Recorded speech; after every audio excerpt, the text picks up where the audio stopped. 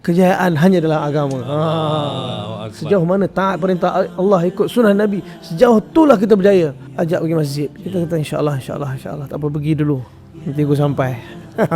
Itu ayat biasa, dan tak sampai pun. Tapi istiqamah rupanya. Aku tak tahu nak cakap lah. Yang aku nampak, engkau ni mutiara lah kat tempat ni. Mutiara ni, dia longkang, dia mutiara. Dia punya value takkan hilang, melainkan salah nilai oleh orang yang pegang. Dia punya ayat dia tu, kau ni mutiara. Sebenarnya itu dai ni dia kena angkat umat ni. Dia kena puji umat ni, letakkan umat ni pada kedudukan dia. Kalau duk cerita aib buruk, orang pun makin jauh. Dan asbab tu dah dia jadi makin rapat. Lah kali dah keluar 3 hari dah. Dah terkeluar 3 hari juga. Rupanya Allah Ta'ala, kita ni lari, Allah tangkap kita juga. Mana kita nak lari dari Allah ni? Bila Allah tangkap kita, nak lari mana lagi? Benar. Mungkin jasad kita kadang keluar 3 hari, jasad kita keluar 40 hari. Hati kita dah kat mana dah? Risau tu sama lagi tak macam kita keluar dulu.